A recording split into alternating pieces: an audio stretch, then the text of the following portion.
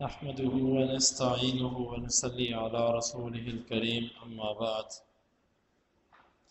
باب بيع الزرع بالطعام كيلا،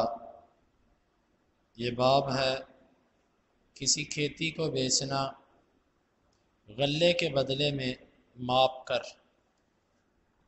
امام بخاری فرماتے ہیں ہمیں بیان کیا قتیبہ نے،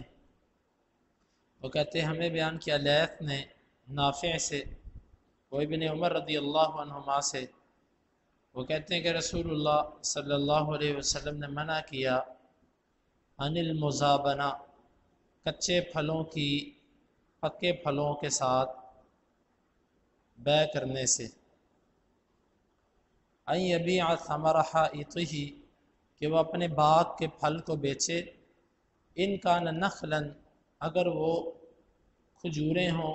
بتمرن، خشک کھجوروں کے بدلے میں، کیلن، ماپ کر، وَإِنْ كَانَ كَرْمًا، اور اگر وہ انگور ہوں، ان یبیعہ بزبیب،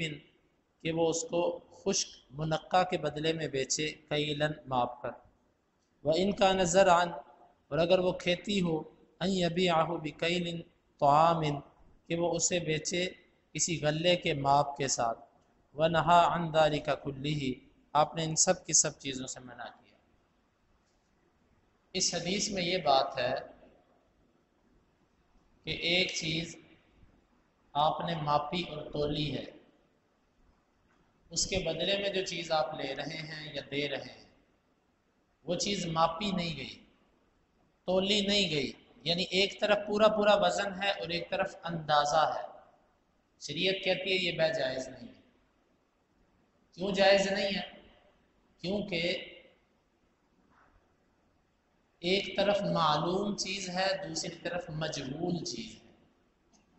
یہ درست نہیں۔ ہاں یہ صورت الگ ہے کہ آپ کے پاس ایک ڈھیری ہے مال کی، میں آتا ہوں، میں آپ کو کہتا ہوں یہ ڈھیری کتنے کی بیچنی ہے، آپ کہتے ہو اتنے کی، میں آپ کو پیسے دے کے ڈھیری خرید لیتا ہوں، یہ جائز ہے۔ لیکن آپ کے پاس گندم کی ڈھیری لگی ہوئی ہے، میں آتا ہوں، میں کہتا ہوں یہ ڈھیری مجھے 50 من گندم کے بدلے میں بیچ دو، آپ کہتے ہو ٹھیک ہے۔ اب ایک طرف بھی گندم ہے، دوسری طرف بھی گندم ہے، ایک طرف وزن پورا یقینی ہو گیا کہ 50 من ہے، دوسری طرف اندازہ ہے کہ 50 من ہوگا، شریعت اس بیع کو جائز نہیں قرار دیتی۔ شریعت کہتی ہے یا تو دونوں چیزیں اندازے سے ہوں یا پھر دونوں چیزیں ماپ کرو۔ ایسا نہیں ہو سکتا کہ ایک چیز ماپی اور تولی جا رہی ہے اور دوسری چیز اس کے مقابلے میں اندازے سے دی جا رہی ہے، یہ چیز ممنوع ہے۔ اور دوسری جو اس میں خرابی ہے کہ آپ نے درختوں پر لگی ہوئی کھجوروں کو خشک کھجوروں کے ساتھ اور اسی طرح بیل پر لگے ہوئے انگوروں کو منقع اور کشمش کے ساتھ اور کھیتی کے اندر اگی ہوئی فصل کو خشک غلے کے ساتھ بیچنے سے بھی منع کیا۔ دوسری وجہ اس کی یہ ہے کہ جو تر چیز ہوتی ہے وہ خشک ہونے کے بعد کم ہو جاتی ہے، تو اس اعتبار سے اگر دونوں کو ایک وقت میں آپ نے وزن میں برابر بھی کر لیا تب بھی شریعت کہتی ہے تازہ چیز کی اور خشک چیز کی بیع نہ کرو۔ کیوں؟ وہ تازہ جو ہے وہ بعد میں خشک ہو جائے گی، وزن کم ہو جائے گا، تو جب ایک جنس ہو تو برابری بھی ضروری ہے۔ ہاں تازہ کو تازہ سے بیچ لو، تازہ کھجور ہے دوسری طرف بھی تازہ کھجور ہے، بیچ لو اس کو، خشک ہے خشک کو خشک کے بدلے میں بیچ لو، لیکن خشک اور تازہ کا آپس میں تبادلہ تول کر بھی نہیں ہو سکتا، ماپ کر بھی نہیں ہو سکتا، کیونکہ اس میں بعد میں نقصان ہے۔ باب بیع النخل باصلہ، یہ باب ہے کھجور کے درخت کو بیچنے کے بارے میں۔ امام بخاری کہتے ہیں ہمیں بیان کیا قتیبہ بن سعید نے، وہ کہتے ہیں ہمیں بیان کیا لیث نے نافع سے، وہ ابن عمر رضی اللہ عنہما سے، کہ بے شک نبی صلی اللہ علیہ وسلم نے فرمایا ایما امرئ عبر نخلا، جس آدمی نے بھی اپنی کھجوروں کی پیوند کاری کی، قلم کاری کی، ثم باع اصلها، پھر اس نے اپنے کھجور کے درخت کو ہی بیچ دیا، فللذی عبر ثمر النخل، جس بندے نے تعبیر کی ہے، قلم کاری کی ہے، اس بیچنے کے وقت جو پھل لگا ہوگا وہ مالک کا ہوگا، الا ان یشترط المبتاع، ہاں اگر خریدار شرط لگائے کہ درخت اس شرط پہ خریدوں گا کہ پھل بھی میرا، پھر خریدار کو ملے گا پھل۔ اگر وہ شرط نہیں لگاتا، ویسے ہی سودا ہوتا ہے درخت کا، تو درخت کے اوپر اس وقت جو پھل لگا ہوا تھا اس وقت وہ مالک کا ہوگا، ہاں اس کے بعد آئندہ جو پھل لگے گا وہ خریدار کا ہوا کرے گا۔ باب بیع المخاضرتی، یہ باب ہے بیع مخاضرہ کے بارے میں۔ بیع مخاضرہ کیا ہوتی ہے؟ بیع مخاضرہ ہوتی ہے کسی بھی پھل کے یا فصل کے پکنے سے پہلے پہلے اس کو بیچ دینا۔ نبی صلی اللہ علیہ وسلم نے اسے منع کیا، کیوں؟ جب تک پھل پکنا نہیں شروع ہو جاتا اس پر کیڑا لگنے کا، کئی قسم کی بیماریوں کے حملے کا خطرہ ہوتا ہے، تو آپ نے فرمایا جب تک پک نہ جائے پھل تم نے اس کو فروخت نہیں کرنا۔ تو وہی حدیث دوبارہ لے کر آئے امام بخاری، ہمیں بیان کیا اسحاق بن وہب نے، وہ کہتے ہمیں بیان کیا عمر بن یونس نے، وہ کہتے مجھے بیان کیا میرے والد نے، وہ کہتے مجھے بیان کیا اسحاق بن ابی طلحہ الانصاری نے، وہ انس بن مالک رضی اللہ عنہ سے کہ نبی صلی اللہ علیہ وسلم نے روکا ہے محاقلہ، کھیتی کی خشک غلے کے ساتھ بیع کرنے سے، والمخاضرہ اور پھلوں کے پکنے سے پہلے بیع کرنے سے، والملامسہ اور ہاتھ لگانے سے جو بیع پکی ہو جائے اس سے منع کیا، والمنابذہ اور پھینکنے سے جو بیع پکی ہو جائے اس سے منع کیا، والمزابنتی اور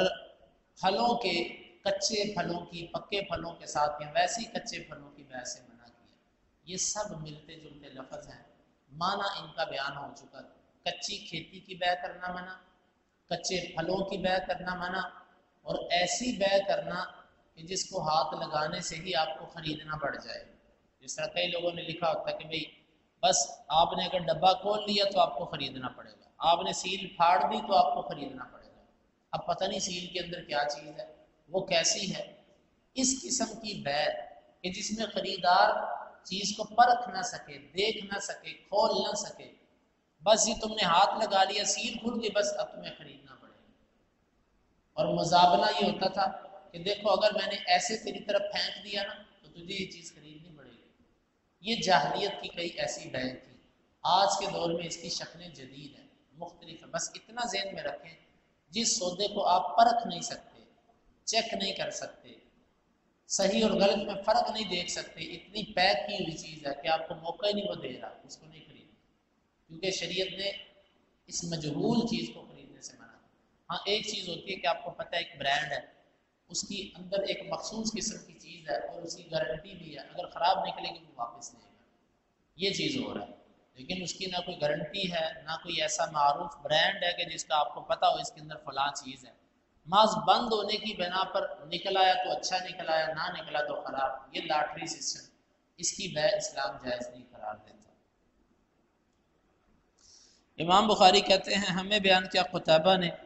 وہ کہتے ہیں ہمیں بیان کیا اسماعیل بن جعفر نے، وہ حمید سے، وہ انس رضی اللہ عنہ سے کہ بے شک نبی صلی اللہ علیہ وسلم نے روکا ان بیع ثمر التمر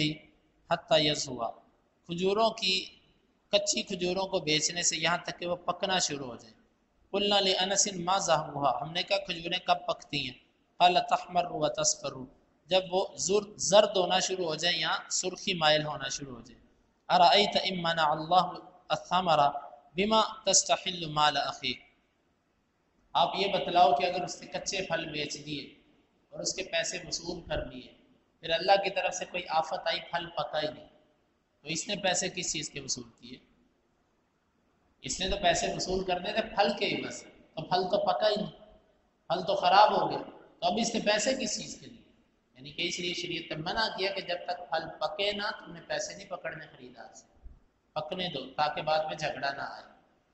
ان اکثر بیوع کے اندر احناف کا موقف حدیث سے ہٹ کر ہے، حدیث سے ہٹ کر ہے، صریح حدیث موجود ہے، وہ اس کے مقابلے میں کہتے ہیں نہیں جی یہ بیع جائز ہے۔ اب کچے پھل ہیں وہ کہتے ہیں جی جائز ہے خریدنا اس کو۔ اب پیچھے آپ نے سنا کہ نبی صلی اللہ علیہ وآلہ وسلم نے اس چیز سے منع کیا کہ درخت پر لگی ہوئی کھجور کو ماپی تولی کھجور کے ساتھ بیچا جائے، احناف کہتے ہیں جائز ہے۔ اکثر بیوع کی جو احادیث ہیں ان میں تقریباً ان کی مخالفت ہے، اور مخالفت وجہ امام ابو حنیفہ تک حدیثیں نہیں پہنچی، لیکن بعد والوں کی مخالفت کی وجہ وہ تقلید ہے کہ ہمارے امام نے نہیں کہا اس لیے ہم بھی نہیں کرتے۔ یہ باتیں ان سے وہ بندے واقف ہیں جو کتابوں کے ساتھ جڑے ہیں، بظاہر وہ کچھ بھی ہے لیکن کتابوں کے اندر جو کچھ لکھا وہ ان کے علماء نے لکھا۔ جب وہ صریح حدیث کو دیکھ کر اس کے مقابلے میں قیاس اور اپنی رائے پیش کرتے ہیں تو پھر ایک غیرتی بندے کا وہاں پر جو ہے وہ مزاج اس میں شدت آتی ہے کہ کیسا ہے یہ اللہ کے نبی کی حدیث کو سامنے رکھ کر اس کے اوپر جو ہے نا وہ اپنے قیاس کے نشتر چلا رہے ہیں، تیر چلا رہے ہیں اپنے قیاس کے، جی فلانی چیز بھی تو جائز ہے نا، فلانی چیز بھی تو یہ بھی جائز ہونی چاہیے۔ گویا کہ اللہ کے نبی کی حدیثوں پر دوسرے لفظوں میں صریح اعتراض ہے، تو یہ ان میں اکثر حدیثیں ایسی جن کو حناف تسلیم نہیں کرتے۔ باب بیع الجمار و اکلہ، یہ باب ہے گابا، جمار کہتے ہیں گابے کو۔ گابا کیا چیز ہوتی ہے؟ کھجور کے درخت کو جب اوپر سے کاٹ دیا جائے تو اس کی لکڑی کو توڑنے کے بعد اس کے اندر سے ایک سفید رنگ کا گودا سا نکلتا ہے، شاید آپ میں سے کسی نے کھایا ہو، سفید رنگ کا گودا سا نکلتا، بڑا لذیذ ہوتا ہے وہ۔ اصل پوری کھجور کو مٹھاس اور شیرینی وہ چیز مہیا کرتا ہے۔ جب وہ گابا نکال لیا جاتا ہے، گودا نکال لیا جاتا ہے، تو درخت اس کے بعد پھل نہیں اگاتا، بلکہ کھجور کے درخت کا یہ اصول ہے اس کو اوپر سے کاٹ دو گے یہ پھل نہیں اگائے گا۔ اسی لیے آپ نے فرمایا تھا نا کہ وہ کون سا درخت ہے کہ جس کی مثال مومن جیسی ہے، کہ پھل تو وہ صدا دیتا ہے لیکن مثلاً اگر اوپر سے کاٹ دیا جائے تو وہ ختم، انسانی گردن بھی اوپر سے کاٹ دی جائے تو ختم، ٹانگ ٹوٹ جائے، ٹانگ کاٹ دو، بازو کاٹ دو، انسانی جسم باقی رہتا ہے، لیکن اگر سر کاٹ دیا تو جسم باقی نہیں رہے گا۔ تو آپ نے پوچھا وہ کون سا درخت ہے کہ جس کی مثال مومن کی سی، تو وہ کھجور کا درخت مراد تھا۔ تو یہاں پر امام بخاری یہ باب قائم کر رہے ہیں کہ گابا جب اس کو نکالا جاتا ہے کھجور کا درخت تو ضائع ہو جاتا ہے، اس کے بعد وہ پھل نہیں اگاتا، تو جب اس میں یہ نقصان ہے تو کیا اس گابے کو بیچنا جائز ہے؟ امام بخاری کہتے ہیں جائز ہے۔ کیوں جائز ہے؟ کیونکہ نبی صلی اللہ علیہ وسلم کھا رہے تھے، اور جس چیز کو کھانا جائز ہے اس کو بیچنا بھی جائز ہے، اور جس چیز کو کھانا جائز نہیں اس چیز کو بیچنا بھی جائز نہیں، یہ ایک معروف قاعدہ ہے۔ لیکن اس قاعدے سے چند چیزیں مستثنا ہیں، بعض چیزیں ان کو کھانا جائز نہیں ہوتا لیکن اس کے باوجود ان کی بیع کی جاتی ہے، لیکن وہ کھانے کی نیت سے نہیں کی جاتی۔ مثال کے طور پہ زہر یا ایسی چیزیں جن کو کھانے سے انسان مر سکتا ہے لیکن وہ بیچی جاتی ہیں، وہ کھانے کے لیے نہیں بیچی جاتی، کسی اور مقصد کے لیے بیچی جاتی ہے۔ تو بہرحال اس باب کے اندر امام بخاری لے کر آئیں کہ جمار اگر کوئی بیچنا چاہے اپنے درخت کو ضائع کر کے، یا درخت وہ کاٹ کر کوئی اور درخت اگانا چاہے اور وہ کہے کہ چلو ان درختوں کے اندر جو جمار ہے، گابا ہے، میں اس کو بھی فروخت کر دیتا ہوں، تو کیا یہ جائز ہے؟ یہ جائز ہے۔ امام بخاری کہتے ہیں ہمیں بیان کیا ابو الولید نے، وہ کہتے ہیں ہمیں بیان کیا ہشام بن عبد الملک نے، وہ کہتے ہیں ہمیں بیان کیا ابو عوانہ نے، ابو بشر سے، وہ مجاہد سے، وہ ابن عمر رضی اللہ عنہما سے، وہ کہتے ہیں کنت عند النبی صلی اللہ علیہ وسلم وهو یاکل جمارا، میں اللہ کے نبی کے پاس تھا، آپ کھجور کا گابا کھا رہے تھے۔ فقال من الشجر شجرۃ كالرجل المؤمن، درختوں میں سے ایک درخت ہے جو مومن آدمی کی طرح ہے۔ فاردت ان اقول هي النخلہ، عبداللہ بن عمر کہتے ہیں میں نے ارادہ کیا کہ میں جواب دوں وہ کھجور کا درخت ہوتا ہے۔ فاذا انا احدثهم، بس اچانک میں نے جب دیکھا کہ سارے صحابہ میں سب سے چھوٹا ہوں تو میں چپ ہو گیا۔ قال هي النخلہ، آپ نے فرمایا وہ کھجور ہوتی ہے۔ اس حدیث سے جو امام بخاری مسئلہ ثابت کرنا چاہتے ہیں وہ یہ ہے کہ گابا آپ نے کھایا، اور جو چیز کھائی جا سکتی ہے وہ چیز بیچی بھی جا سکتی ہے، یہ ہے امام بخاری کا استدلال۔ دوسری بات اس حدیث سے یہ بھی معلوم ہوئی کہ لوگوں کے سامنے کوئی چیز کھائی جا سکتی ہے، مثلا اللہ کے نبی کھا رہے ہیں، صحابہ کرام نہیں کھا رہے، تو لوگوں کے سامنے ایک بندہ اگر کوئی چیز کھاتا ہے، ہمارے ہاں یہ مشہور ہے کہ یہ برا لگتا ہے بندہ کسی کے سامنے کچھ کھائے، لیکن نبی صلی اللہ علیہ وسلم نے کھایا سب کے سامنے، صحابہ سامنے موجود تھے، تو ایسی صورت میں کھایا جا سکتا ہے کسی کے سامنے، کوئی اس میں عیب نہیں ہے۔ البتہ وہ جو کیفیت ہوتی ہے کہ بعض دفعہ انسان چلتے پھرتے نوالا منہ میں ڈال کے چل رہا ہے اور ساتھ ساتھ کھائے جا رہا، اور وہ ذرا عجیب سی کیفیت لگتی ہے۔ باقی لوگوں کے سامنے اگر کوئی چیز کھا رہا ہے اور باقی لوگ نہیں کھاتے تو ٹھیک ہے، اس میں کوئی حرج نہیں ہے۔ اور تیسری بات یہ معلوم ہوئی کہ اپنے مقتدیوں سے، شاگردوں سے کبھی کبھار امتحان لینے کے لیے سوال کرنا۔ اور چوتھی چیز یہ معلوم ہوئی کہ چھوٹوں کو بڑوں کا ادب کرنا چاہیے۔ عبداللہ بن عمر رضی اللہ عنہ نے بڑوں کے ادب میں جواب نہیں دیا، حالانکہ جواب ان کو آتا تھا۔ اللہ رب العالمین سے دعا ہے کہ اللہ تعالی ہمیں ان حدیث کو سمجھنے کی، ان کے تقاضوں کو پورا کرنے کی توفیق عطا فرمائے۔ اللہم انفعنا بما علمتنا وعلمنا ما ينفعنا وزدنا علما وآخر دعوانا ان الحمد للہ رب العالمین۔ حدیث نمبر 2205، 6، 7، 8 اور 9، 5 احادیث۔